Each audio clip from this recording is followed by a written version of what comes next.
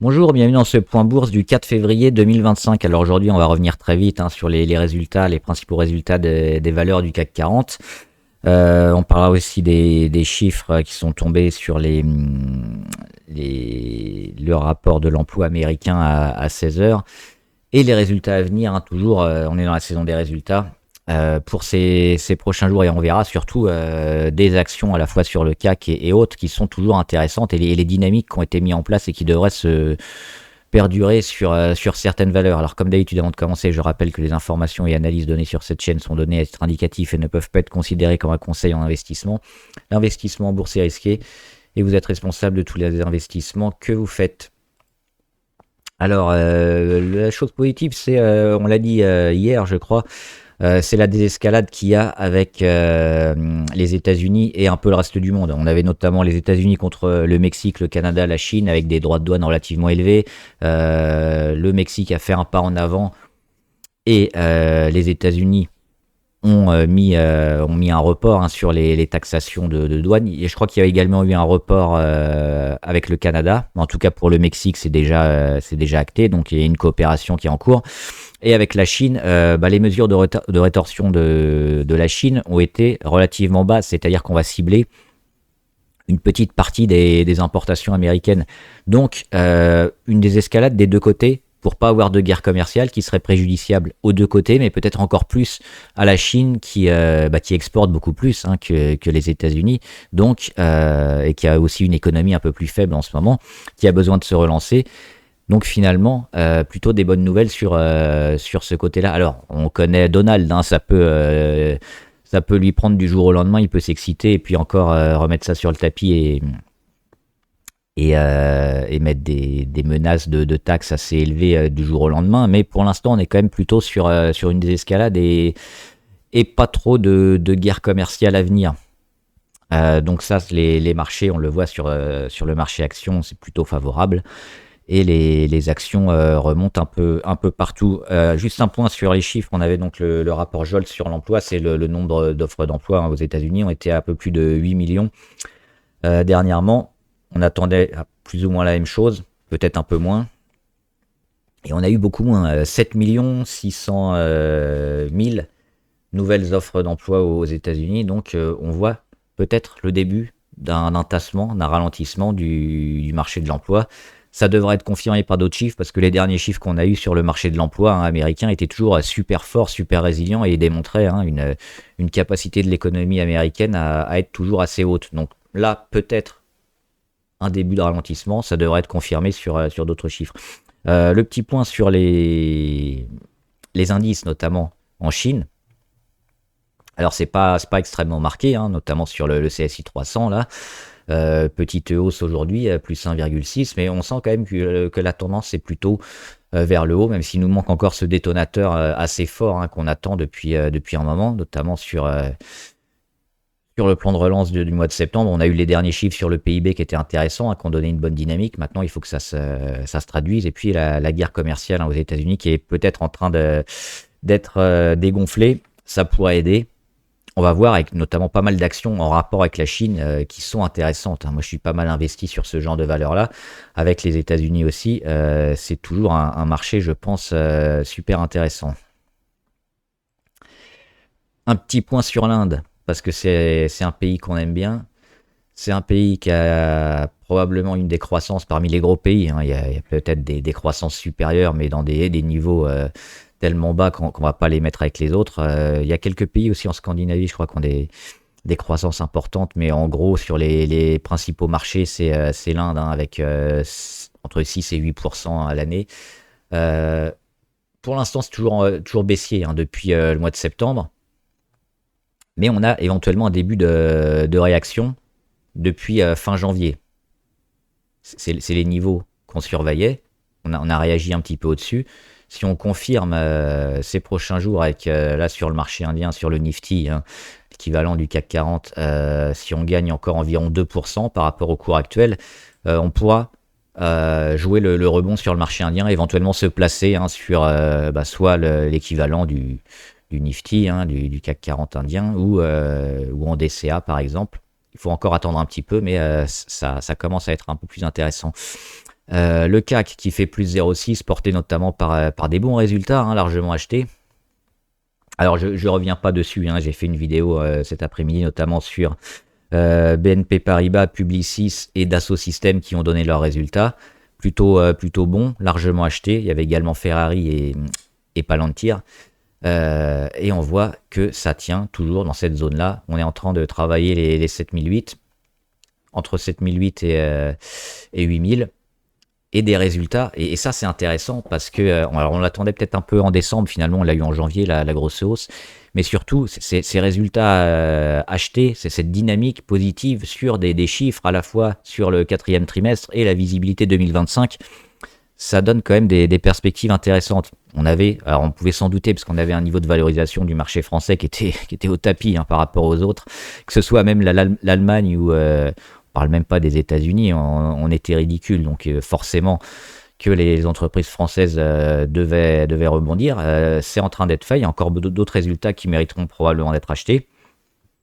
Et donc 2025, ou à minima un début d'année 2025, un premier semestre qui devrait être plutôt favorable. Là aussi, il faudra peut-être piocher, hein, tout sera pas acheté les yeux fermés, mais la force du rebond, hein, qu'on pressentait au mois de fin novembre, début décembre, elle est là. Et maintenant, on va voir en détail ce que nous fait le CAC 40. Hop, c'est pas ça. Alors Dassault Systèmes, j'en ai parlé notamment, hein, dans une précédente vidéo, avec l'intelligence artificielle sur des nouveaux logiciels.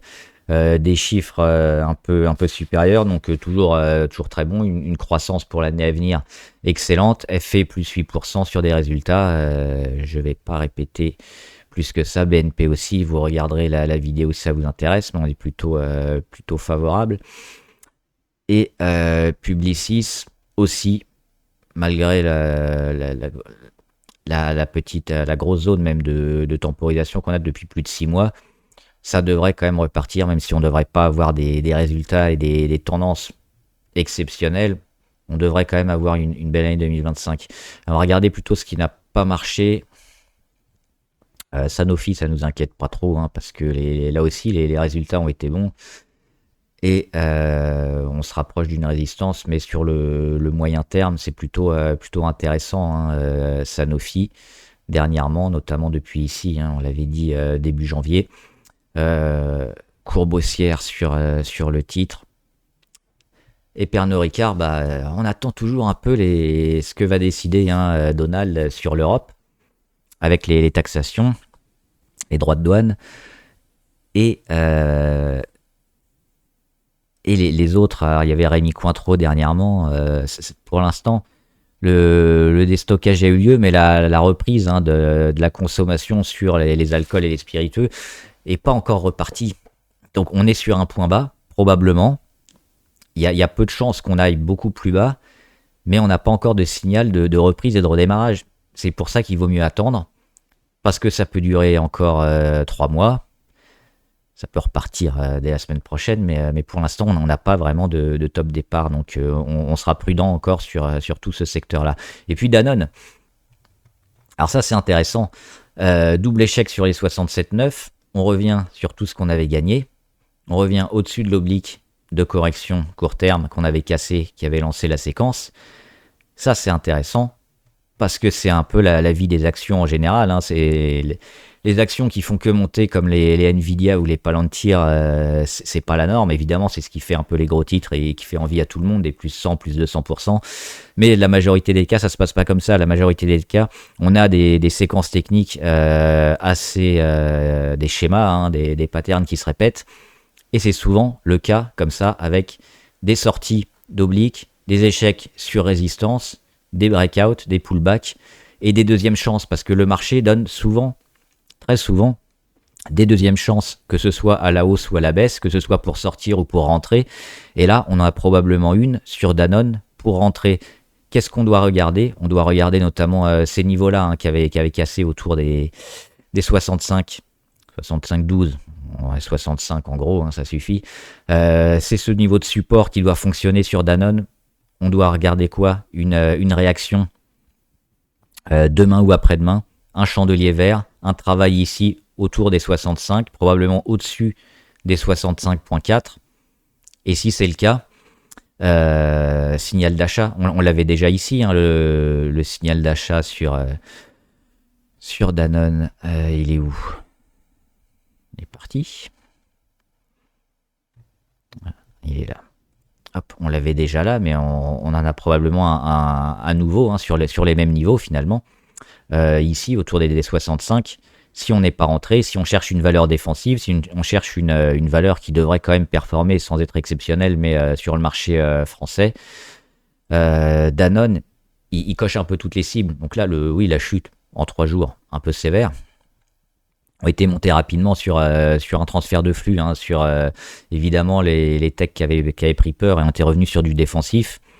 Mais pour moi, Danone, c'est toujours bon. Donc, ce qu'on doit jouer ici, c'est l'achat, hein, autour des 65 avec une petite réaction du cours attendu. Parce qu'évidemment, si on casse, on va pas accompagner le titre. Mais si on commence à accumuler ici et à perdre en volatilité, parce que là c'est quand même... alors, c'est pas trop volatile, Danone.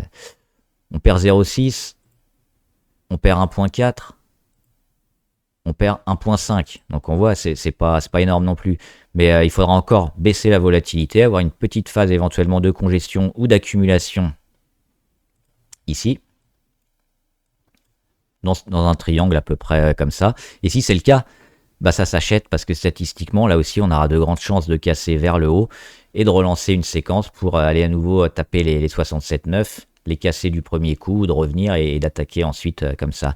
Donc oui, pour moi, Danone, ça se surveille et ça s'achète très prochainement, je pense, ou ça se renforce, hein, si vous n'étiez pas dessus. On va regarder quelques valeurs intéressantes du portefeuille. Alors, grosse journée aujourd'hui, hein, on a monté un peu partout. Les États-Unis aussi, avec l'effet des escalades remontent, les technologies remontent. On l'avait dit aussi sur DeepSeek, hein, dès les premiers jours. Enfin, moi, c'est ce que je pensais.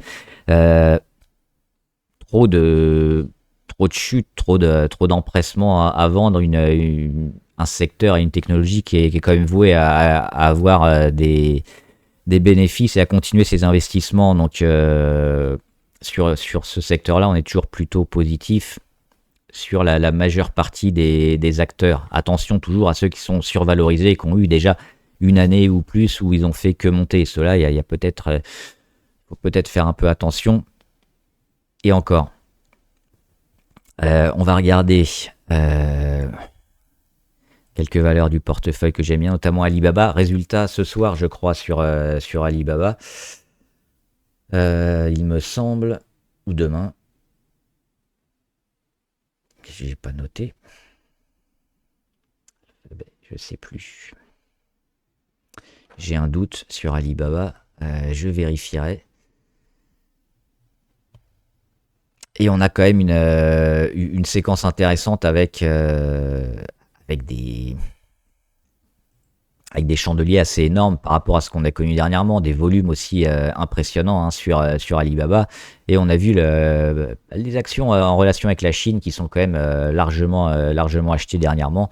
Donc plutôt favorable aussi. Là, on a des perspectives beaucoup plus fortes que seulement les 110 ou 120 sur Alibaba. Je pense qu'on peut aller beaucoup plus haut en moyen terme. C'est Alphabet qui donne ses résultats ce soir.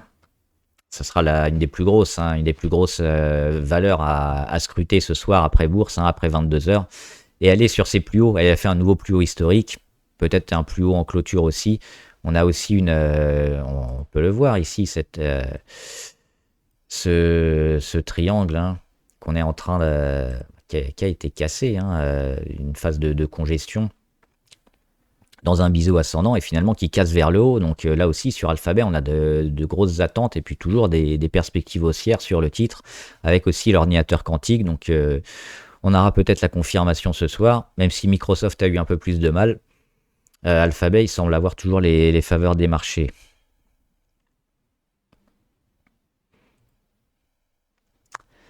Apple, après ses résultats achetés dans un premier temps puis vendus, commence à rebondir. Mais pour moi, on est toujours dans cette zone de travail, hein, ici, d'accumulation. en attendant quoi? Bah, que la moyenne de 200 remonte et puis refasse repartir le cours. Moi, je suis toujours plutôt largement favorable hein, sur Apple, vu les données qu'ils ont données justement. Ça mérite plutôt de s'acheter. On va pas tout faire, on va faire juste quelques... Les valeurs chinoises, notamment Dada Nexus qui a fait un énorme gap et qui est en train de travailler ici dans son petit triangle au-dessus des 1,75. Et pour l'instant, elle ne rend rien. Donc on peut espérer peut-être une deuxième poussée hein, pour aller chercher les 2,30. Alors si c'est pas le cas, on va certainement rendre lentement. Si on revient sur les 1,75 et en dessous, il faudra peut-être se poser la question de rester ou pas. Mais là, oui, on a un beau travail d'accumulation. Et puis tant qu'on tient ces niveaux-là, c'est plutôt favorable pour un deuxième départ sur Dada Nexus. Une valeur du CAC 40 aussi que j'aime bien, c'est Edenred. On l'avait suivi ici, hein, on avait donné ici quasiment un signal, je ne sais plus si je l'avais donné ou je l'ai effacé, signal d'achat sur ces niveaux-là. Alors, pas extrêmement fort parce que action baissière, mais on a aussi des données intéressantes sur les concurrents, le marché qui reprend, la loi qui a été passée aussi pour continuer notamment les achats en supermarché sur l'aide aux salariés. La période ici d'accumulation après rebond sur support, les résistances qui viennent de lâcher à peu près ici, hein, notamment le 24 janvier. Donc tout ça fait que on peut s'attendre à un gros rebond. On en parlait depuis un moment, hein, depuis je crois le mois de novembre, on parlait d'Edenred. Pour le moyen long terme, alors, elle est toujours baissière, on le voit sur le long terme, mais elle est en train de faire toutes les étapes pour revenir et se rapprocher de son gap à 33,8. Moi, je pense qu'en 2025, hein, on sera certainement beaucoup plus haut sur Edenred, peut-être les 40. C'est pas impossible. Valeur moyen long terme quand même, mais intéressante. Ferrari, j'ai fait aussi une vidéo sur les résultats hein, cet après-midi, donc vous regarderez, les volumes sont là, on fait finalement plus 8. On a tenu les plus 8, hein, on est monté à quasiment à plus 9. Gros résultat sur Ferrari. J'espère que vous m'avez suivi, hein, parce que je vous en parle depuis un moment de Ferrari. Moi, j'étais rentré récemment ici hein, sur les 412, là, et sur les 448. Et on espère que ça continue. A priori, il n'y a pas trop de doute à avoir hein, sur les perspectives et la visibilité du groupe qui est quand même super fort, donc toujours favorable. On continue avec la Chine, JD.com. C'est pareil, la phase de consolidation, le rebond sur moyenne à 200, cassure d'oblique, et puis là on est dans la phase de construction, de congestion qui devrait permettre aussi une sortie un peu plus tard encore plus fort. Donc est-ce que ça s'achète? Bah oui, ça s'achète parce que normalement ça fait ça. Ah, il est mon stylo. Ça travaille ici et ça continue la tendance qui est haussière, on le voit, donc on peut espérer sur JD.com aussi la poursuite de la hausse. Et on surveille toujours Navigator. Ça aussi, ça s'achète hein, en anticipation. Alors, si on veut pas anticiper, si on veut attendre d'avoir le signal, on attend de venir ici sur les 3,56 ou un peu au-dessus. Mais dès que ça vient, il faudra, je pense, se placer. Donc à surveiller tous les jours et en clôture, hein, si on est sur ces niveaux-là, il faudra rentrer, je pense, hein, sur The Navigator. Vinci qui allait taper son oblique aujourd'hui, hein, l'oblique de correction qu'on suit depuis le mois de mai, avec la dissolution qui a mis un coup au groupe, mais finalement, hein, on l'avait dit, les 98-100, ça s'achetait, là on est déjà sur les 105. Est-ce qu'on va la casser du premier coup ou pas? Mais on va certainement la casser en 2025 pour finir au-dessus des 106 et aller travailler cette zone des 110. Donc toujours favorable également sur Vinci. Walt Disney, résultat de Walt Disney. Je crois que c'est bientôt. C'est demain. Normalement, demain, on aura les résultats de Walt Disney. Et on avait déjà donné un signal d'achat hein, sur Walt Disney. Ici, je crois, le 27 janvier, donc c'est la semaine dernière. Plutôt à acheter aussi, on verra si les résultats sont confirmés, mais on a plutôt des bonnes nouvelles qui nous arrivent de l'entreprise, notamment sur ses résultats en cinéma et en streaming, donc extrêmement favorable. Et il y avait une dernière valeur que je voulais voir. Non. On verra ça une autre fois. Et les valeurs abonnées. On va pas refaire celles qu'on a fait dernièrement, sauf s'il y a des grands changements. Argan. Alors oui, c'est pas mal Argan. Alors, c'est baissier, on le voit. Mais on revient. Alors on fait aussi une sorte. Alors c'est pas vraiment un M, hein, on peut pas considérer ça comme un M, comme figure. Mais on a quand même cette figure-là. Ensuite, le petit range, la cassure qui nous amène ici, et le rebond qui se fait sur les mêmes niveaux, hein, à savoir les 59. Ça a été racheté. Et là, on a un chandelier intéressant, notamment le 17 janvier, une mèche haute, une mèche basse. Bon, c'est dommage qu'on n'englobe pas tout, mais finalement, c'est quasiment pareil, parce qu'on voit que derrière, hein, ça repart vers le haut. Donc oui, rebond technique en cours sur Argan. Jusqu'où ça va tenir, on ne sait pas. Probablement au mieux sur la moyenne à 200, même si on a vu des rebonds techniques beaucoup plus forts. On pense à Alstom, hein, je crois qu'ils avaient fait mieux. Alstom, justement, ils avaient tout cassé. Le moyen à 200 a été là, ils ont continué. Il y avait une annonce sur un plan de refinancement qui a un peu tout changé.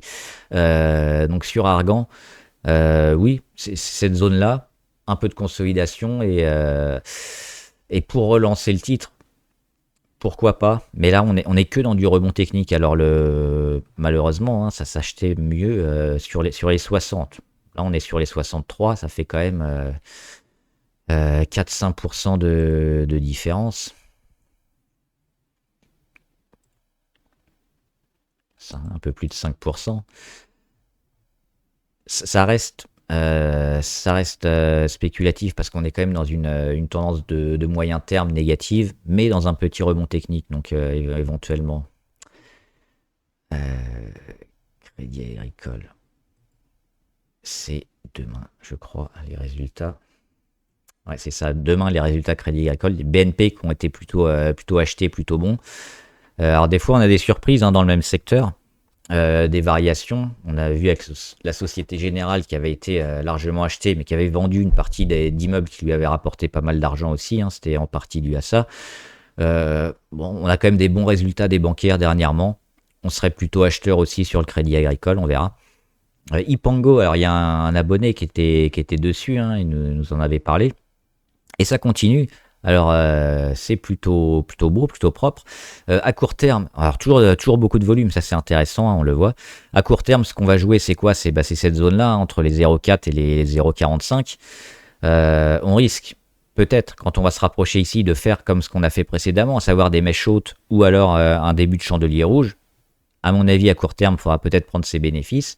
Mais sinon, on voit aussi qu'on a un retournement peut-être long terme, hein, puisqu'on attaque déjà la moyenne à 200. On a un petit canal haussier qui est en train de se former. On a énormément de volume. On a des rachats sur support ici, sur les 0,07 ou 0,06, qui datent de plus de 6 mois.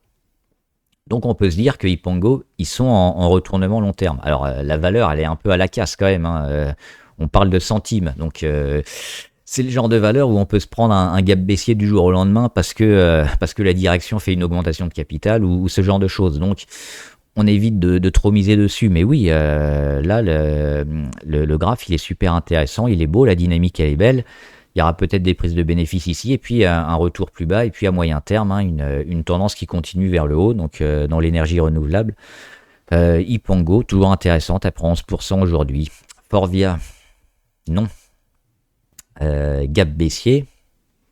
Alors on a une belle réaction aujourd'hui, mais il y a toujours le gap. On a fait un échec sur la moyenne à 200, comme souvent, ce qui est normal.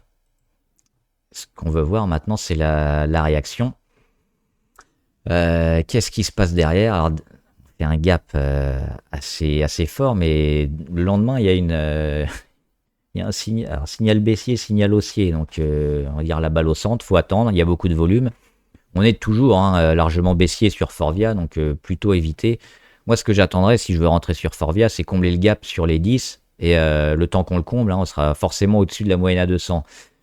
Casser l'oblique ici sur le juillet 2023 et décembre 2023, et là on pourra commencer à faire quelque chose. Là, ça me semble encore un peu anticipé, parce qu'on peut faire un échec ici et puis continuer pendant 2-3 mois à descendre. C'est peut-être aujourd'hui hein, le top départ, mais on ne le sait pas encore. Je pense qu'il faut attendre ça hein, sur Forvia, et puis là, on sera bien autour des 10,40 peut-être, ou des 10,15. Ça s'achète. Leaf, c'est aussi dans les énergies renouvelables. Je crois que c'est sur l'hydrogène vert. Plutôt non. Parce que des plus hauts de plus en plus bas, hein, on les a notés ici, j'ai pas tous noté, mais en gros c'est ça. 5,80, 5,49, 4,83, 3,96, 3,64. Donc le but, hein, c'est de casser cette dynamique ou de casser la moyenne à 200. Là, on s'en rapproche et ce sera à peu près les mêmes niveaux. 3,64 pour l'instant, on continue de descendre. Alors, quelques pics de volume. Ce qui est intéressant, c'est quoi? C'est ici. Alors, c'est même pas sur rachat, sur support. C'était un peu après. Mettre un petit truc ici sur les 2,99, ça peut être intéressant. Et de voir éventuellement si elle fait un range ici. Hein. Mais ça demande encore beaucoup de construction. Hein. Le cours, il est baissier. On aurait pu se dire la même chose il y a 3 mois, il y a 6 mois, il y a 1 an. Et finalement, ça continue de baisser. Donc, attendre quand même des signaux de reprise un peu plus forts avant de rentrer, je pense. Marathon qui suit le Bitcoin. Alors, le Bitcoin qui a baissé un peu, mais qui est toujours racheté sur les mêmes niveaux, donc plutôt à suivre.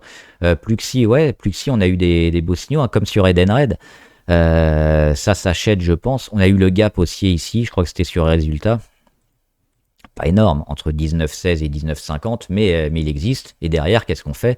On tient et on travaille la moyenne à 200. Donc oui, sur Pluxi, ça s'achète. C'est cette phase ici d'accumulation, elle est plutôt largement favorable et elle devrait continuer vers le haut, même sur un petit retour hein, vers le bas, ça pourrait repartir. Donc positif sur Pluxi.